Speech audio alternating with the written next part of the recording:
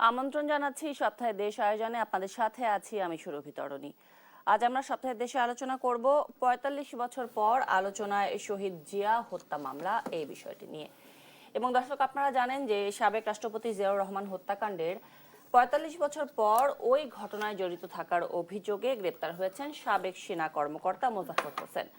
তৎকালীন মেজর মোজাফফরের বয়স এখন ৭৭ বছর এবং ঢাকা মহানগর গোয়েন্দা পুলিশের ১৬ জুলাই সংবাদ বিজ্ঞপ্তি অনুযায়ী গত বুধবার রাত ১০টা ১০ মিনিটে বনানী ডিএইচএস এর একটি বাসা থেকে গ্রেপ্তার করা হয় তাকে এবং পরবর্তীতে জিজ্ঞাসাবাদ শেষে পরিচয় নিশ্চিত হওয়ার পর পরদিন বৃহস্পতিবার সন্ধ্যায় তাকে ঢাকা সেনানিবাসের মিলিটারি পুলিশের একটি দলের কাছে তাকে হস্তান্তর করা হয়।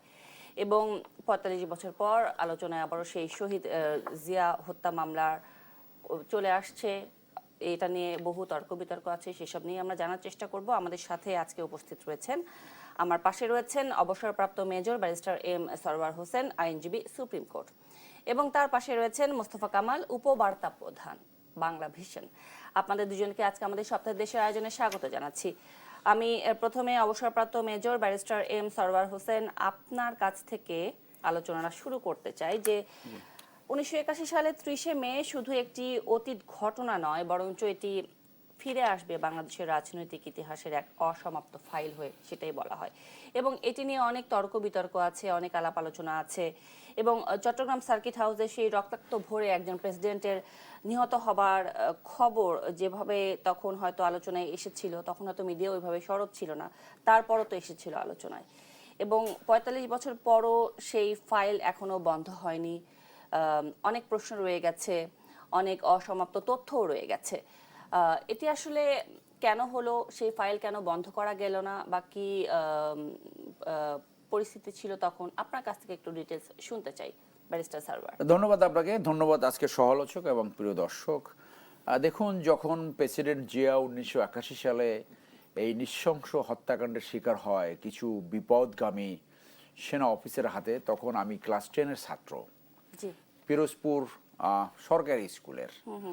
সো ঘটনা আমাদের স্পষ্ট মনে রয়েছে এবং সেই সময় যে মানুষের ভিতরে যে ব্যথা, মানুষ যে একটা জাতি একটা লিডার পেয়েছিল, যে সমস্ত দেশ পৃথিবীতে টেক অফ করেছে, যে সমস্ত সেই রকম প্যারামাউন্ট নেতৃত্ব জিয়াউর রহমান সেইভাবে লিড দিয়েছিল, এবং সে যে ন্যায্যতা ভিত্তিক, দেশপ্রেম ভিত্তিক এবং স্বনির্ভর বাংলাদেশ গড়তে চেয়েছিলেন, মানুষের প্রতি প্রচণ্ড পপুলারিটি তিনি অর্জন করেছিলেন। এবং যখন তিনি নিহত হলেন, he was at the peak of his popularity. সেই সময় উনি মারা গেলেন, অল্প একটু সময় পেয়েছিলেন শাসক ব্যবস্থা, 4.5 বছর 5 বছর। ওনার হত্যাকাণ্ডে জাতি স্তম্ভিত হয়ে গেল। আমি তখন একটু পাশে ছিলাম, শুনে প্রথমে বিশ্বাসই করা যায় নাই যে president Zia has been killed. তো এরপরে আমি ঢাকা বিশ্ববিদ্যালয় ইন্টারমিডিয়েট পাশে পরে ঢাকা বিশ্ববিদ্যালয়ে ভর্তি হলাম, পাবলিকের ছাত্র ছিলাম। তারপরে আমি হঠাৎ করে 1986 আর্মিতে গেলাম এবং আর্মিতে আমি 21 বছর চাকরি করেছি। এবং এই প্রেসিডেন্ট জিয়া হত্যাকাণ্ডের উপর যতগুলো বই আছে এবং যারা সামনে থেকে দেখেছে, সবার সাথে আগ্রহ করে কথা বলেছি, শুনেছি, জেনেছি। একজন ছিল ব্রিগেডিয়ার জেনারেল হান্নান শাহ, যে রাউজান থেকে এই ডেড বডিটা উঠে পরে ঢাকা এনেছিল, তার মুখের বক্তব্য শুনেছি। সো ৪৫ সালের পরে মেজর মুজাফফর অ্যারেস্টেড হয়েছে, এটা ভালো খবর। এই কারণে যে পৃথিবীতে অনেক নেতা অনেক সময় খুন হয়েছে, অ্যাসাসিনেটেড হয়েছে। ইন্দিরা গান্ধী অ্যাসাসিনেট হয়েছে, রাহুল গান্ধী অ্যাসাসিনেট হয়েছে, আপনার ইসরায়েলে একজন প্রেসিডেন্ট ছিল শিমন প্যারেস, এরকম John F Kennedy. So president জিয়ার একটু আলাদা ছিল এই সেন্সে যে এত পপুলার ছিল যে পুরা জাতি শোকে নিমজ্জিত হলো। সো যে কোনো ঘটনার এই ধরনের হত্যাকাণ্ড, অ্যাসাসিনেশন, যে হোক, পরবর্তী স্টেপটা কি বিচার করা, সেই বিচারটা হয়েছে সেই সময়। অনেকের ভিতরে এরকম একটা আলোচনা আসে যে সিভিল কোর্টে তার বিচার হয়নি কেন, বা ওইখানে একটা মামলা ছিল সিভিল আদালতে, ক্রিমিনাল পেনাল কোর্টের একটা মামলা ছিল। সো এখানে সাংবিধানিক একটা বিধান আছে, কোনো বিচার আপনার দুইবার করা যাবে না, এবং একাধিক আইনে যদি কোনো অপরাধ অ্যাট্রাক্ট করে তাহলে যে কোনো একটা আইনে বিচার করলে দ্যাট ইজ ওকে, কারণ তাকে দুইবার বিচার করা যাবে না। তাহলে কোর্ট মার্শালে সে সময় বিচার হয়েছে 18 জনের, এবং তাদের অনেকের যাবজ্জীবন এবং ম্যাক্সিমামে ফাঁসি হয়েছে। ঘটনা পরম্পরায় যেটা জানা যায়, উনি ওই হত্যাকাণ্ডের on of the ring member ছিল, একদম মানে একটি পার্সন, এবং বলা হয়ে থাকে যে সে নাকি গুলি করেছিল, এবং সে ওই ডেড বডিগুলো নিয়ে রাউজনে নিয়ে সেইখানে নিয়ে যে কবরস্থ করা, সেইখানে সে ওই তাড়াহুড়ো করে অর্থাৎ লাশ লুকাবার যে প্রসেসটা সেটা করেছিল। এরপর উনি পালিয়ে গেলেন।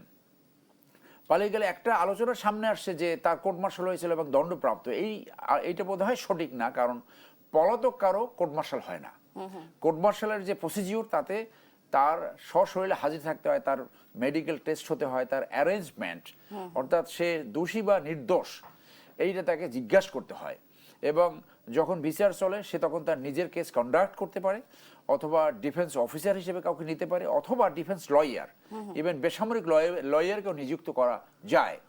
উনি পালিয়ে রয়েছেন 2009 সাল পরে। অনেকে বলে থাকে 1996 সালে আওয়ামী লীগ যখন ক্ষমতা আসছিল তখনও হয়তো সে দেশে আসছিল, এবং এখন যখন 9 সাল থেকে আওয়ামী লীগ ক্ষমতায় ছিল, আওয়ামী লীগ তাদের ফ্রেন্ডলি গভর্নমেন্ট ছিল, সেই সময় নাম পরিবর্তন করে উনি বাংলাদেশে চলে আসছে। সো ওই যে পাপ বাপকেও ছাড়ে না, যে এক সময় না এক সময় বিচার হয়, এই উনি এখন ধরা পড়ছে। তাহলে এখন কি করণীয়? সেনাবাহিনীতে যে কোনো ঘটনা ঘটে একটা প্রথম আরেকটা তদন্ত হবে এখন। আচ্ছা, এই তদন্তে বের করা হবে তার মানে নতুন করে তদন্তের সুযোগ একটা আছে তার ব্যাপারটায়, সে পালিয়েছিল সেই মেজর মুজাফফর কিনা, কোথায় পালিয়েছিল, কিভাবে পালালো, কারা এবং তাকে সেই সহায়তা করলো। এবং এই তদন্তে ওই 1981 সালে হত্যাকাণ্ডের যে তদন্ত আসছে সেই তদন্তের কপিও রিলেট করা হবে, এবং সেইখানে দেখা হবে তার বিরুদ্ধে কি সুপারিশ ছিল, তার ভিতরে কি ফাইন্ডিংস ছিল, ওই সুপারিশ অনুযায়ী তার বিচার হবে। এখন সে পলাতক থাকাতে সে দুইটা অফেন্স করেছে। একটা হলো ডেজার্টার। আর্মিতে আপনি জানেন যে ডেজার্টার হলে 14টা জায়গায় তার ওয়ারেন্ট অর্ডার যায়, তার মানে তার এই ওয়ারেন্ট অর্ডারগুলো সব জায়গায় ছিল। এই একটা হলো সে পলাতক, এই পলাতক হিসেবে তার বিচার হবে। আর দুই, ওই 81 সালের যে হত্যাকাণ্ড ঘটিয়েছে, সেনা আইনের আপনার ধারা 91 অনুযায়ী 5টা অফেন্স ব্যতীত বাকি সব অফেন্স 3 বছরের ভিতরে যদি বিচার করা না হয়, তাহলে সেটা আপনার তামাদি হয়ে যায়, টাইম বার্ড হয়ে যায়। কিন্তু 5টা অফেন্স কখনোই টাইম বার্ড হয় না। সেটা আজীবন মরার একদিন পর্যন্ত সেটা আপনার আর্মি অ্যাক্টের আওতায় থাকবে, এবং যখনই অ্যারেস্ট হবে তখনই তাকে বিচারের সম্মুখীন করা যাবে। সেই 5টি কি? সেটার একটা হলো আপনার এই যে খুন, ম্যানস্লাটার, একটা হলো মিউটিনি, একটা হলো ডেজার্টার, আর একটা যদি ধর্ষণ, এই যে গ্রিভিয়াস অফেন্স যদি থাকে, আর প্রপার্টি রিলেটেড অফেন্স যদি থাকে, তাহলে সে কিন্তু এখানে দুইটা অ্যাট্রাক্টেড হয়েছে, একটা হলো ডেজার্টার আর একটা হলো মিউটিনি। তার মানে এখানে আমার ধারণা যে তার আর একটা কোর্ট মার্শাল এখানে হবে, এবং সেইখানে তার এই যে অপরাধ সেটা নিষ্পত্তি হবে। যখন যে কোনো অপরাধের যারা যারা এই অপরাধ করেছে, অপরাধ সংগঠন করেছে, তাদের বিচার যদি নিষ্পত্তি হয়, ওইটাই তার পরিবারের এবং দেশের কাম্য। ইন দ্যাট কেস যখন সমস্ত আসামির আদালতের রায় অনুযায়ী বিচার হবে, তখন ওইটাকে বলা হয় chapter past and closed. So এটা ক্লোজ হয় না, একটা লিকিং, একটা মিসিং লিঙ্ক ছিল, সেই লিঙ্কটা এখানে এস্টাবলিশ হয়েছে। আর একটা ইম্পর্টেন্ট পয়েন্ট এখানে আসছে, সেটা হলো যে জেনারেল মঞ্জুর যখন পুলিশের হাতে ধরা পড়েছিল, তখন সে বলেছিল যে আমাকে পুলিশের হাতে যেন দেওয়া হয়। তার মানে হলো তার কিছু বলার ছিল, তিনি বলতে পারেন নাই। যতটুকু আমরা জানি, প্রেসিডেন্ট এরশাদের নির্দেশে ক্যাপ্টেন আজাদ নামে একজন অফিসার তাকে এমপি চেকপোস্টে হত্যা করেছে। তাহলে উনি মেজর মুজাফফর সে সময় G2 অফ ছিল, গ্রেড 2 লেভেলের অপারেশন অফিসার ছিল 24 ডিভিশন চিটাগংয়ে। সেই 24 ডিভিশনে উনি জেনারেল মঞ্জুরের কাছাকাছি ছিলেন। আর কর্নেল মতিন, এই কিলিংটাকে কি আমরা এক্সট্রা জুডিশিয়াল কিলিং বলবো? না, এটা একটা মিউটিনি। মিউটিনি এক্সট্রা জুডিশিয়াল হলো যে এই পুলিশের হত্যাকাণ্ড করো, বিচার বহির্ভূত হত্যা, এটা মিউটিনি। মিউটিনি পৃথিবীর বিভিন্ন দেশে বিভিন্ন সময় হয়, বিভিন্ন কারণ হয়, অনেক কারণ থাকে। তো ইট ইজ এ ক্লিয়ার, ওই যে বিপদগামী কিছু অফিসারের এক ধরনের কু, মিলিটারি কু। তো সেই জন্য যে এই বিষয়টা যে সেই সময় যেটা জেনারেল মঞ্জুর বলতে চেয়েছিল, এইখানে ইন্ডিয়ার ইনভলভমেন্ট ছিল কিনা, ষড়যন্ত্র ছিল কিনা, ধারণা করা হয় যে এরশাদ হলো ইন্ডিয়ান পাপেট। হ্যাঁ, তার বাড়ি তো ইন্ডিয়াতে। তাহলে সে তার একটা লয়াল একজন ক্যাপ্টেনকে দিয়ে তাকে হত্যা করালো, তার কথাগুলো শোনা হলো না কেন? কোর্ট মার্শালে কিন্তু ডিফেন্স দেওয়ার, তার বক্তব্য শোনার কিন্তু সুযোগ রয়েছে। তাহলে উনি কি বলতেছিল, এখানে ষড়যন্ত্রটা কি ছিল, প্ল্যান কারা করলো, এরা দেশ এবং বিদেশের ষড়যন্ত্র ছিল কিনা, যেটা আমি বললাম যে অন্য দেশের বহির্দেশের, আমি তো নাম ধরেই বললাম, অন্য দেশের ষড়যন্ত্র ছিল কিনা। কারণ প্রেসিডেন্ট জিয়া যেভাবে রাষ্ট্রকে পরিচালনা করছিল, যেভাবে টেক অফ করছিল, বাংলাদেশ অনেক উন্নত দেশে পরিণত হয়েছে। আপনি পৃথিবী জানেন যে সমস্ত দেশ টেক অফ করেছে, আপনার এই জর্জ মার্শাল থেকে শুরু করে তারপরে আপনার যারা যারা মাহাথির মোহাম্মদ লিখন, এইরকম একজন ভালো নেতা বাংলাদেশ পেয়েছিল। সেই নেতৃত্বকে হত্যা করা, মানে অনেক কমেন্টেটর তখন বলছে যে বাংলাদেশ 30 বছর পিছিয়ে গেল। এই যে ষড়যন্ত্র, সেইগুলা এখন হয়তো বের হওয়ার একটা সুযোগ আসছে। নিশ্চয়ই, আমরাও সেটা আশা করি।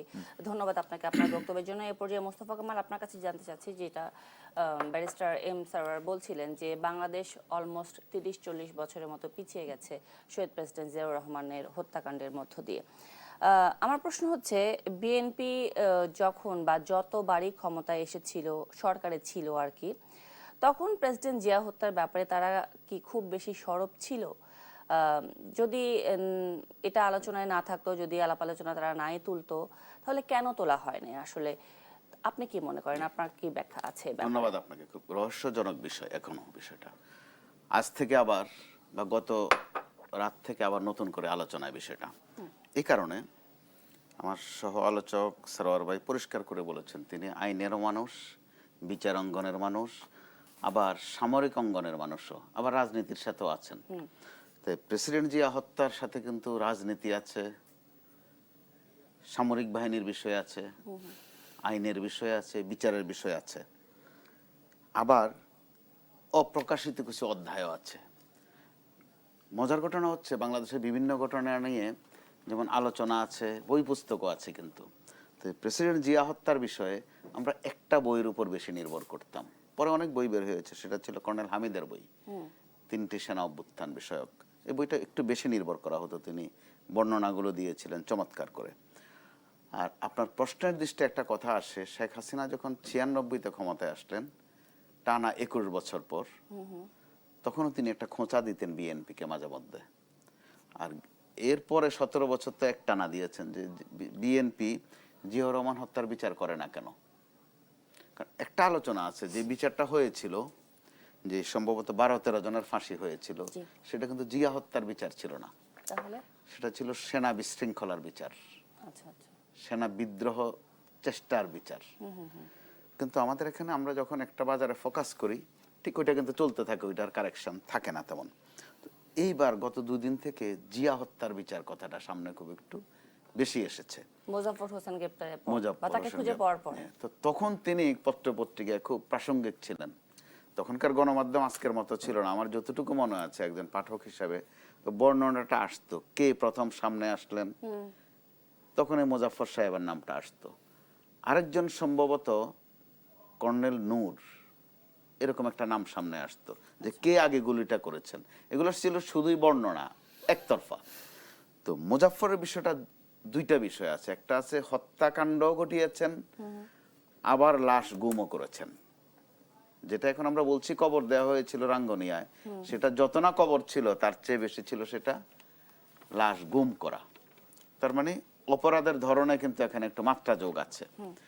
আর রাজনৈতিক অংশ হচ্ছে, বলা হয়, আর অনেক রাজনৈতিক বিশ্লেষণে বলেন যে প্রেসিডেন্ট জিয়াউর রহমান 3.5-4 বছরে তার কর্মকাণ্ডে যত না জনপ্রিয় হয়েছিলেন, মৃত্যুর পর তিনি আরো বেশি জনপ্রিয় হয়ে গিয়েছিলেন। এখন পর্যন্ত বলা হয়, তুলনা করা হয়, ফয়সালা আসে না, কেউ কেউ দেখবেন বিষয়টা সামনে আনে, জানাজা কিন্তু প্রেসিডেন্ট জিয়াউর রহমানের যেখানে হয়েছিল মানিক মিয়া এভিনিউতে, বেগম খালেদা জিয়ার জানাজা ওখানে হয়েছিল। এই 2টি বাংলাদেশের ইতিহাসে বৃহৎ জানাজা। তো প্রশ্ন থাকে কোনটাতে বেশি হয়েছিল। তো ওই প্রশ্নে না গেলেও, কারণ জনসংখ্যার তখনকার আর এখনকার তুলনা করলে বড় ছোট নির্ণয় করাটা, অনুপাত করাটা একটু কঠিন হবে। যখন ঘটনাচক্রে এই মোজাফফর ধরাই পড়লেন, একদম চাঞ্চল্যকর সিনেমেটিক কাহিনীকেও কিন্তু হার মানায়, যে একটি লোক 45 বছর পলাতক ছিলেন। তো বর্ণনা এখন পর্যন্ত যতটুকু এসেছে যে মাঝে মধ্যে তিনি দেশে ছিলেন, মাঝে মধ্যে বাইরে ছিলেন, ভারতের কথা একটু বেশি আসছে, সাথে বোধহয় আরেকজনও ছিলেন, ওনারা 2 জন। এসব কি আসছে- রাষ্ট্রের অজানা ছিল? হ্যাঁ, এগুলো আলোচনায় ছিল, খণ্ডিত। রাষ্ট্রের অজানা ছিল না নিশ্চয়ই। এখন পরিষ্কার হবে যে রাষ্ট্রের অথবা যখন যারা ক্ষমতায় ছিলেন হ্যাঁ হ্যাঁ তারা কে কতটুকু জানতেন। জি। তো ওই সময় রাজনৈতিক দুইটা বিষয় কিন্তু খুব উল্লেখ করতে হয়। স্যার ভাই একটু বলেছেন মঞ্জুর হত্যাকাণ্ড একই সময়ের ঘটনা, যে যাবতীয় দোষারোপ গোটাটা মঞ্জুরের উপর, তারও বলার কিছু ছিল, কথা ছিল। মৃত্যুর আগে তার আকুতি ছিল যে আমাকে কিছু কথা বলতে দেয়া হয়নি। আচ্ছা এই একটা। আর আরেকটা বিষয়, মাঝে মধ্যে আওয়ামী লীগ যখন খোঁচা দিত বিএনপিকে যে বিএনপি জিয়া হত্যার বিষয়টা সিরিয়াসলি নেয় না কেন, তো আমি কয়েকটা দিন ওই সময় বিএনপি বিট করেছি।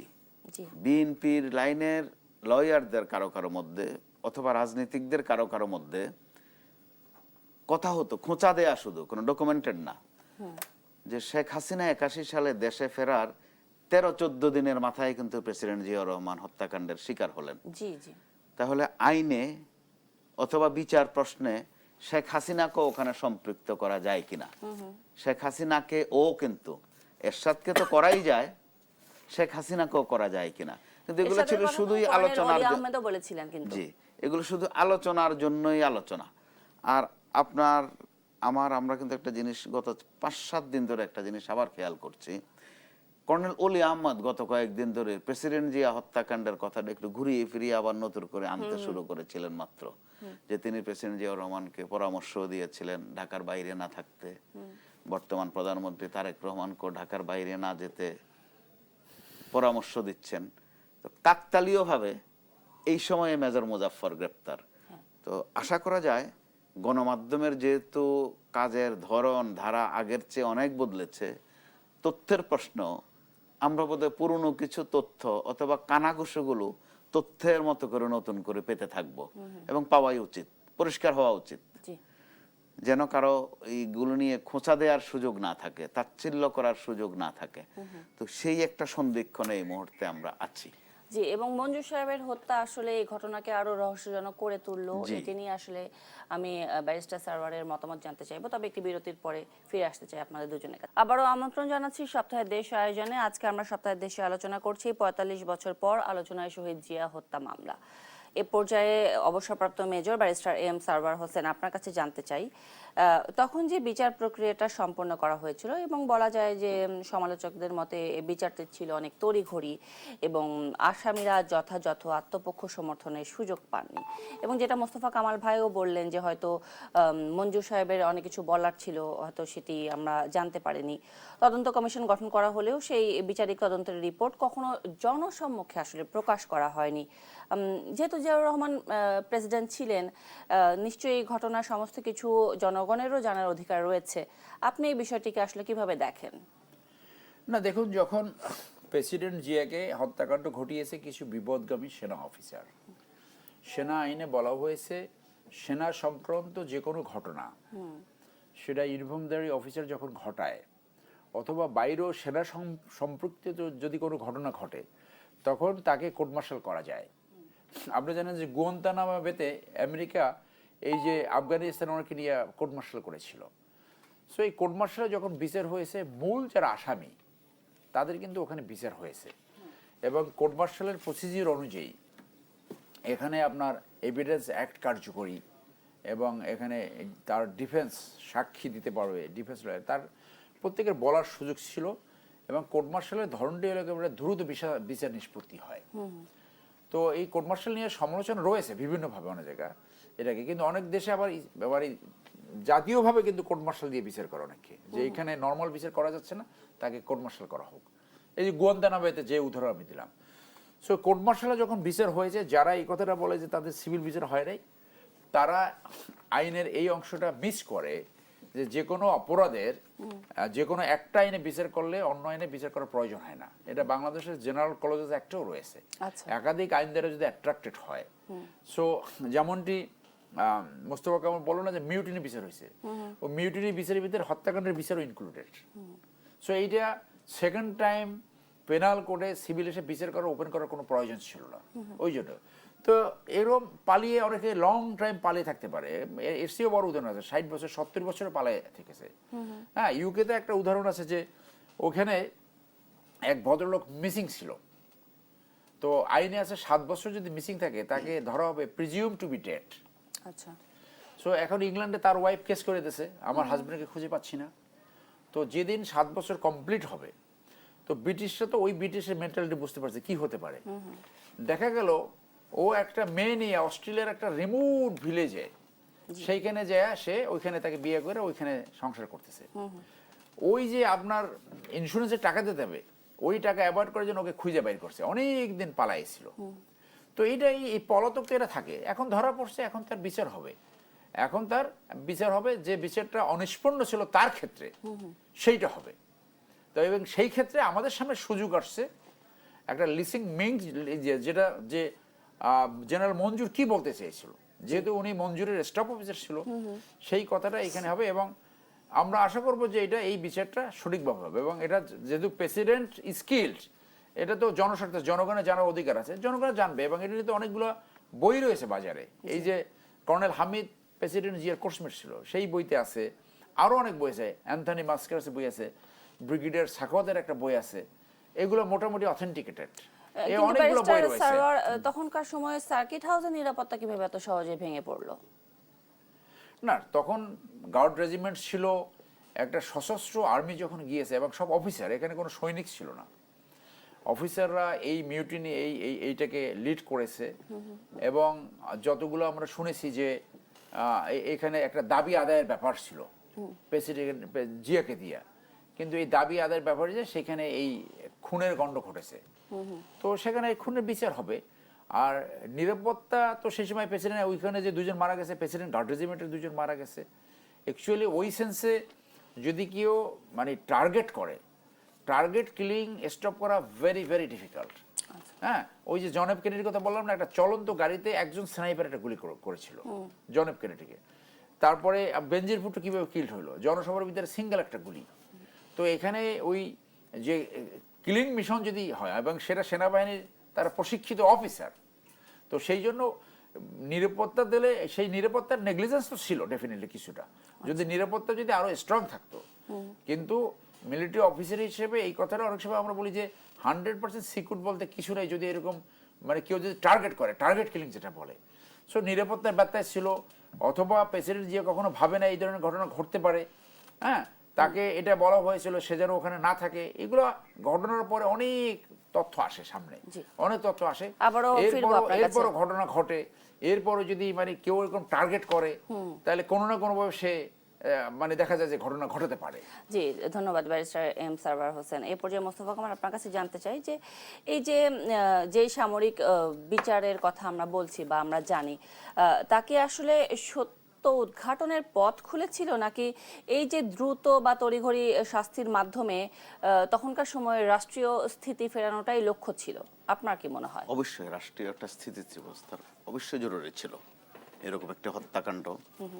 তো তখন যেমন এরশাদ সাহেব ইনভলভ ছিলেন কিনা, অথবা তার কোনো ইশারা ছিল কিনা ঢাকা থেকে, এগুলোর প্রশ্ন ছিল, ফয়সালা আসেনি। যেমন প্রশ্ন ছিল যে শেখ হাসিনা দেশে ফেরার মাত্র 13-14 দিনের মাথায় হত্যাকাণ্ড, এটার নেপথ্য কোনো কাণ্ডকীর্তি ছিল কিনা। আবার সময়ে সময়ে আরেকটা প্রশ্ন আসতো, যেটা নিয়ে বিএনপির রাজনীতি বা জাতীয় রাজনীতি উত্তপ্ত হতো। নাম আসতো সম্পৃক্ততার প্রশ্নে অধ্যাপক বি চৌধুরীর, যে তিনি এত আমানে আসানে পাশের রুমে থাকলেন, তার কিচ্ছু হলো না, তিনি অবৈধ ছিলেন। তো রাজনৈতিক কারণে এটা আওয়ামী লীগ থেকে অভিযোগটা বেশি আসতো, বিএনপি আবার চেপে যেত। আবার দেখা গেল যখন বি চৌধুরীর সাথে যখন বিএনপির বিরোধ হয়ে গেল, তার আলাদা দলও করে ফেললেন, তখন আবার বিএনপি থেকেও প্রশ্ন এটা দিয়ে, তাও আসতো খোঁচা হিসাবে, বিচারের প্রশ্নে নয়। কিন্তু তো ওই জায়গাটাও বোধহয় আমাদের একটা সুযোগও এসেছে বলা চলে, যে পয় পরিষ্কার করার। ওই ক্ষেত্রে বিচারকে আরো অধিকতর স্বচ্ছ এবং প্রশ্নমুক্ত করার জন্য একটা স্বাধীন তদন্ত কমিশনও হতে পারে, যদি এই সময়ের চাহিদা মেটানো হয়। হতে পারে প্রয়োজনে বাইরে থেকে এই ধরনের বিচারের তদন্ত অথবা ক্লু উদ্ধারে পরিষ্কার পরিচ্ছন্নতা আনা, সেই ক্ষেত্রে এক্সপার্ট আনা যেতে পারে। এইগুলো একদিক। দ্বিতীয় দিক হচ্ছে যেটা গুরুত্বপূর্ণ, বিএনপির বরাবরের ভাগ্য এরকম, রাজনৈতিক ভাগ্য, কারো কারো বিশ্লেষণে যে জিয়াউর রহমান গিয়েছিলেন ওখানে আসলে মূলত সামরিক কোনো কারণে নয়, সামরিক কোনো অনুষ্ঠানে নয়। ওখানে তখন বিএনপির ব্যাপক বিরোধ ছিল, ঐতিহাসিক বিরোধ কিন্তু বিএনপিতে চিটাগংয়ে, যেটার সিলসিলা বা ধারাবাহিকতা অথবা খণ্ডিত অংশ বিএনপির রাজনীতিতে এখন পর্যন্ত আছে। আচ্ছা, তো জিয়াউর রহমান সেটা মেটাতে গিয়েছিলেন, মেটাতে পেরেছিলেন কিনা সেই প্রশ্নের উত্তরও আসেনি। পরবর্তী ঘটনায় দেখা গেছে যে যা মেটাতে পারেননি, যেটার ধারাবাহিকতা এখনো চলছে। তো এরকম একটা মোস্তফা অবস্থায় কামাল, সরকার যদি আরেকটা বিষয় তদন্ত আপনার কাছ থেকে কমিশন, একটু পরিষ্কার হতে চাই যে হচ্ছে এলডিপি চেয়ারম্যান কর্নেল অবসরপ্রাপ্ত অলি আহমেদ কিন্তু বলেছেন যে জিয়াউর রহমান হত্যার সঙ্গে হোসেন মোহাম্মদ এরশাদ সরাসরি জড়িত ছিলেন। জি, তিনি এটা বলে থাকেন। যেহেতু তিনি জিয়াউর রহমানের খুব কাছের একজন সহচর ছিলেন এবং হত্যার 2 দিন আগে নাকি এরশাদ সাহেব চট্টগ্রামে সফর করেন। আসলে তার এই কথাগুলো কতটুকু গুরুত্ব বহন করে? রাজনীতিতে কখন যে কোনটা গুরুত্বপূর্ণ হয়ে ওঠে কোন কথাটা, কর্নেল অলি সাহেব এই কথাটা একটু বেশি বেশি বলতেন। তো তখন এখানে কিন্তু একটু যোগ করার বিষয় আছে। এরশাদ এবং শেখ হাসিনার নেতৃত্বে যে একটা মহাজোট হয়েছিল, ডক্টর কামালও ওখানে ছিলেন, মাশাআল্লাহ কর্নেল অলিও ওখানে ছিলেন ওই মহাজোটে। অল্প কয়েকদিনের মধ্য থেকে কর্নেল অলিরা ছুটে গেলেন, তখন আর মহাশব্দটা থাকলো না, কিন্তু আওয়ামী লীগ মহাজোট নামে সেটাকে চালিয়েছে। তো এই ধরনের প্রশ্নে গণমাধ্যম কর্মী হিসেবে আমি মনে করব এই ধরনের বাড়তি তথ্য বা বাড়তি খোঁচা দেয়া, এগুলো বিচার ব্যবস্থাকে কিন্তু একটু প্রশ্নবিদ্ধ করে, প্রশ্নবিদ্ধ না করলেও বাধাগ্রস্ত করে। সোজা কথা হচ্ছে, এখন যেহেতু কেঁচো খুঁড়তে সাপ বের হবার একটা আবহ কিন্তু তৈরি হয়েছে, চমৎকার পরিবেশ আছে, জাতির সামনে পরিষ্কার হওয়ার সুযোগ আছে অনেক লুকানো তথ্যের। এরশাদ দুনিয়াতে নেই, তারপরেও তিনি জড়িত ছিলেন কি ছিলেন না সেটা পরিষ্কার করার সুযোগ এসেছে। বি চৌধুরীও দুনিয়াতে নেই, তিনি পাশের রুমে কিভাবে থাকলেন, নিশ্চয়ই সেই সব তথ্য নিরাপদে থাকলেন, বের হওয়ার সুযোগ হয়েছে। যে কারণে বলছি একটি স্বাধীন তদন্ত কমিশন বোধহয় হতে পারে এই সুযোগে, জনস্বার্থে, সেটা অবশ্যই জনস্বার্থে এবং বিচারের স্বচ্ছতার প্রশ্নে। এরকম জায়গায় সরকারের দিক থেকে আমরা আজকে এই সময় পর্যন্ত বেশ দায়িত্বশীলতা দেখছি। এ ধরনের ঘটনা দেখা যায় সরকারি কেউ না কেউ মন চাইলেও একটা বক্তব্য দিয়ে ফেলেন, কিন্তু আমরা এবার একটু ব্যতিক্রম দেখছি। কিন্তু এই প্রশ্নে এখন পর্যন্ত, সন্ধ্যা পর্যন্ত কি হবে জানি না, রাত পর্যন্ত কি হবে, যে বাড়তি কথা আসেনি, অতিকথন আসেনি, সেটা আমরা অবশ্যই একটু ভালো লক্ষণ বলতে পারি। জি, ধন্যবাদ মোস্তফা কামাল আপনাকে। এই পর্যায়ে ব্যারিস্টার এম সারওয়ার, আপনার কাছে জানতে চাই যে আসলে অনেক প্রশ্ন চলে আসে যে আসলে হত্যার জেনারেল শহীদ প্রেসিডেন্ট জিয়াউর রহমানকে হত্যার পরিকল্পনা আসলে কতদূর পর্যন্ত বিস্তৃত ছিল, না এটি চট্টগ্রামের কিছু ক্ষুব্ধ কর্মকর্তার সীমিত বিদ্রোহ হিসেবে দেখা হচ্ছিল কিনা, নাকি এর পেছনে আরো বড় ধরনের কোনো সামরিক বা রাজনৈতিক কিছু কৌশল বা কারণও ছিল? আপনি আসলে এটা কিভাবে দেখেন বা কিভাবে ব্যাখ্যা করবেন? না, সেখানে একটা প্ল্যান, যে প্ল্যানটা কি বৈদেশিক ইনভলভমেন্ট আছে কি আছে না, এটা নিয়ে তো অনেক আলোচনা হয়েছে, কিন্তু এইটা ওইভাবে প্রতিষ্ঠিত হয় নাই যে এইটার সাথে পার্শ্ববর্তী কোনো দেশ, এবং এরশাদের বিরুদ্ধে অভিযোগ আসছে, এবং এরশাদের বিরুদ্ধে কিন্তু একটা মামলাও ছিল। জেনারেল মঞ্জুরের ভাই সম্ভবত একটা মামলা করেছিল, এবং আওয়ামী লীগ 15 বছর এই মামলাটা নিয়ে এরশাদের সাথে খেলছে। মামলাটা একবার টার্ম ক্লোজ করে আবার ওপেন করে, ক্লোজ করে আবার ওপেন করে। সম্ভবত এরশাদ বোধহয় মারা যাওয়ার আগে এই মামলাটা বোধহয় নিষ্পত্তি হয়েছে, মানে ডিসচার্জড হয়ে গেছে মামলাটা। তো সেইটাই এখন যেহেতু মেজর মোজাফফর খুব কাছে ছিল, এই যারা কিলিংয়ের সাথে জড়িত, প্ল্যানের সাথে জড়িত, সেটা কিন্তু একটা প্রতিষ্ঠার সুযোগ আসছে যে এইটা পরিকল্পনাটা কিভাবে হলো, কারা এই পরিকল্পনার সাথে জড়িত সেইটাই। হ্যাঁ, তো এইটা যেহেতু সেনাবাহিনীতে যে কোনো ঘটনা, সেইটা তো সেই সময় তদন্ত হয়েছে ওইখানে, সেনাবাহিনী কর্তৃক তদন্ত হয়েছে, 24 ডিবে সেটার কোর্ট মার্শাল হয়েছে, এবং কোর্ট মার্শালে এটা নিষ্পত্তি হয়েছে, পলাতক একজন আসামি ধরা পড়েছে, আর কেউ পলাতক আছে কিনা আমরা জানি না। এখানে মেজর খালেদ নাম একজন ছিল, সে বোধহয় মারা গেছে, যে ওই ডেড বডি নিয়ে গেছিল, এবং পত্রিকায় দেখলাম জনৈক মেজর শওকত না কার একজনের নাম আসছে। তো এইখানে যারা সেই সময় তদন্ত আদালতে, আর্মিতে এটা বলে কোড অফ ইনকোয়ারি, আসলে কোডটা এটা একটা তদন্ত, সেই তদন্তে যাদের নাম আসছে তাদের ভিতরে আর কেউ পলাতক আছে কিনা সেটাও আমাদের নলেজে নাই। এই মোজাফফরের নাম এখন আমরা দেখলাম, এবং সে এখন অ্যারেস্ট হয়েছে। তো এখানে যেহেতু এটা কোর্ট মার্শালের মধ্যে নিষ্পত্তি হয়েছে। এখন মোস্তফা কামাল যেটা বলে কমিশন কি বাইর করবে এখানে, আচ্ছা। আই ডোন্ট নো, যে এটা কমিশন যে পলাতক যদি কেউ থাকে তাহলে তাকে ধরে এনে বিচারের সম্মুখীন করা, আচ্ছা। তাহলে এই ব্যাপারটা নিষ্পত্তি হবে। কারণ কুতু বিভিন্ন দেশেই হয়, বিভিন্নভাবে হয়েছে। তো এটা এখন ঘটনা ঘটেছে, অপরাধীদেরকে বিচার করা, বিচার করে দেখে। এবং বাংলাদেশের সেনাবাহিনী সংক্রান্ত বিভিন্ন ঘটনায় আমাদের পার্শ্ববর্তী দেশে তারা এটা ষড়যন্ত্র করার চেষ্টা করে বিভিন্নভাবে। তো সেইটা যদি এখন দেখা যায় যে এখন এই মেজর মোজাফফর যদি তার বক্তব্য বলে না সেটা এটার সাথে জড়িত ছিল, তাহলে এটা প্রতিষ্ঠা পাবে যে এটা করেছে। বাট আমরা রিজনেবল অ্যাজাম্পশন যে রক্ষী বাহিনীর একজন অফিসার, সে রক্ষী বাহিনীর ফার্স্ট ব্যাচের অফিসার মেজর মোজাফফর, এবং সেই এই কিলিং মিশনে ছিল, ডাইরেক্ট সে গুলি করেছে বলে সংবাদপত্রে বেরিয়েছে। সেইটা আবার ফার্দার বাংলাদেশের জনগণ জানতে পারবে, আমরা জানতে পারবো। আমি একটু যোগ করে স্যার, কমিশনের প্রশ্নটা বলছি এই কারণে, পরিষ্কার করার প্রশ্নে। কারণ যখন সেই বিচারিকটা চলছিল 81 সালের ওই ঘটনার পর, বিএনপি ক্ষমতায় ছিল বটে, কিন্তু রাষ্ট্রের নিয়ন্ত্রণ ছিল জেনারেল এরশাদের হাতেই। বিএনপির যে বিচারপতি সাত্তার সরকার ছিলেন, তিনি আসলে অনেকটা পুতুল সরকারের মতোই ছিলেন। তো দেখা গেল এরশাদ সাহেব তার মতো করে যে বিচারটা করেছেন, সেটা নিয়ে কিন্তু বারবার প্রশ্ন উঠেছে তখন, যেটা একটা মন গড়া বিচার। কমিশনের প্রশ্ন বলছি এই কারণে, যখন পরিষ্কার হওয়া উচিত, বিশেষ করে একদিকে রক্ষী বাহিনীর সাথে তার সম্পৃক্ততা ছিল, অথবা রক্ষী বাহিনীতে তিনি ছিলেন, একটা মোটা দাগের প্রশ্ন। দ্বিতীয় দাগের প্রশ্ন, তিনি বা তার মতো আরো কেউ কেউ লুকায়িত আছেন কিনা কোথাও। যদি থেকে থাকেন, প্রশ্ন আসে এই লুকানো কাজে তাদেরকে কারা কিভাবে কখন সহযোগিতা করেছেন। তো সেটা যদি একটা, যেহেতু সুযোগ এসেছে, আপনি আমার সাথে একমত, হ্যাঁ, চমৎকার একটা তদন্ত হতে পারে, অন্তত তথ্যের প্রয়োজন। এটা আপনি কমিশন মনে আরেকটা, হ্যাঁ, তদন্তে এটা ঠিকই বলেছেন যে সে সময় এরশাদ যে কোর্ট মার্শালটা করেছে সেইখানে কোনো অবিচার হয়েছে কিনা, কোনো ইনজাস্টিস হয়েছে কিনা, মিসক্যারেজ অফ জাস্টিস হয়েছে কিনা, সেইটাও কিন্তু ওপেন হবে এইখানে ডেফিনেটলি। যে এই ঘটনাটা যেহেতু আর্মির কাছে হ্যান্ড ওভার করেছে, তো আর্মির প্রসিজার অনুযায়ী কিন্তু এটা তদন্ত হবে, এবং এই তদন্তে কিন্তু এইগুলো সব আসবে যে সেই সময় এরশাদ সেনাপ্রধান ছিল এবং তার নির্দেশে কোনো মিসক্যারেজ অফ জাস্টিস হয়েছে কিনা, এবং অন্য কেউ কাউকে যদি বিনা কারণে ভিক্টিমাইজ করা যায়, সেটাও সামনে আসতে পারে। সো আমি মনে করি যে এই যে লিঙ্কটা, যে ষড়যন্ত্র কারা করেছে, প্ল্যানিংটা কি ছিল, এইগুলো সব সামনে আসার একটা সুযোগ সৃষ্টি হয়েছে।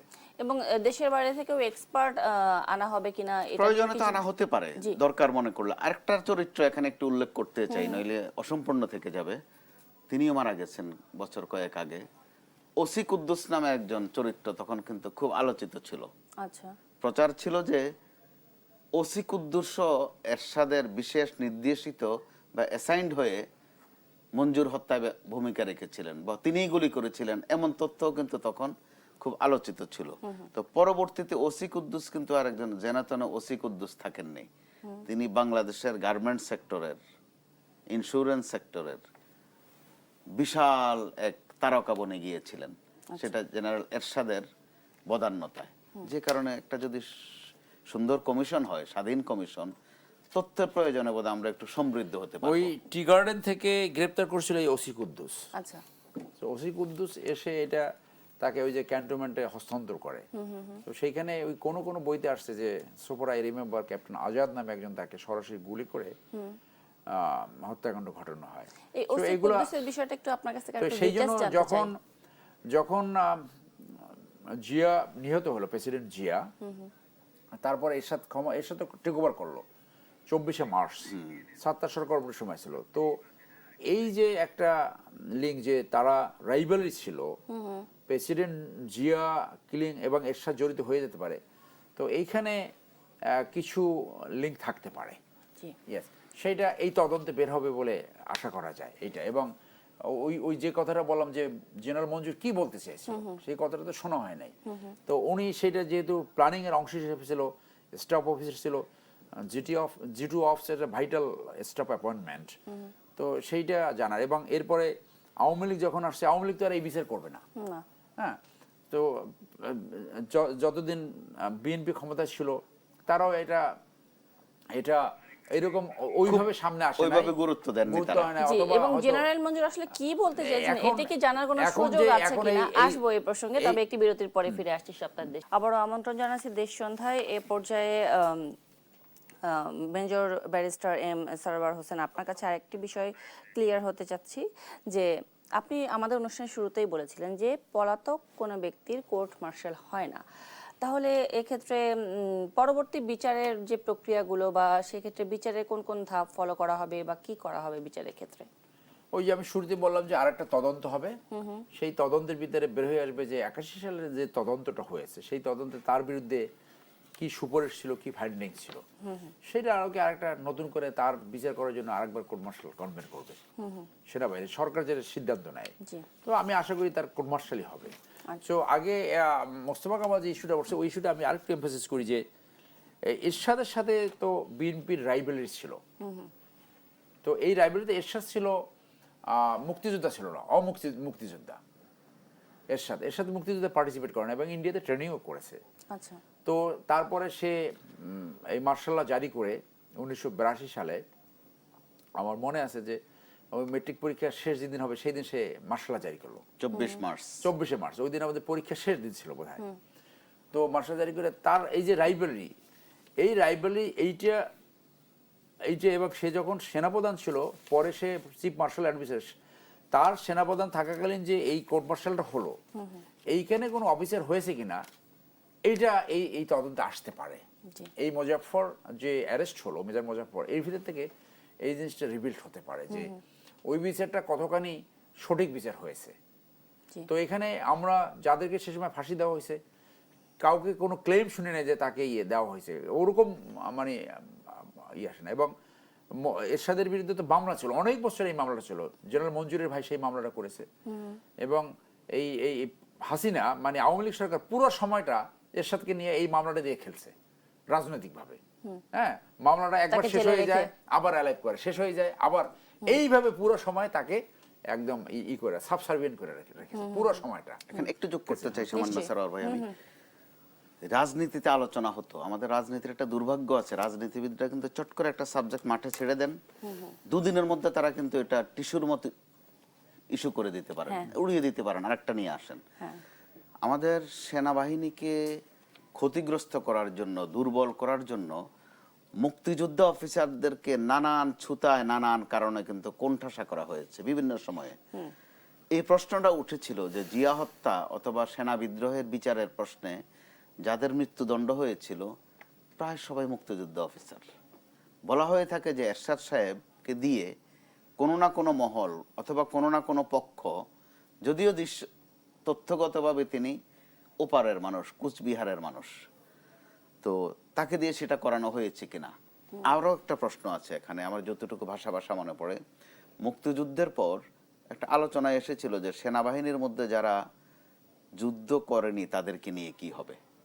তো এই করণীর মধ্যে আবার একটা রকম ফের এসেছিল যে কে কে সুযোগ থাকা সত্ত্বেও করেনি। আচ্ছা, এর মধ্যে এরশাদ সাহেবের নাম আছে, আরো অনেকের নাম আছে। তিনি বরং ওই যুদ্ধকালে দেশে বোধহয় একাধিকবার এসেছিলেন ছুটিতে এবং প্রটোকল নিয়েই ঘোরাফেরা করেছিলেন। আবার বলা হয়ে থাকে পশ্চিম পাকিস্তানে তিনি ছোট্টখাট্ট একটা কোর্টের ট্রায়ালের বিচারকও ছিলেন। যুদ্ধ চলাকালে এরশাদ সাহেব কোথায় ছিলেন?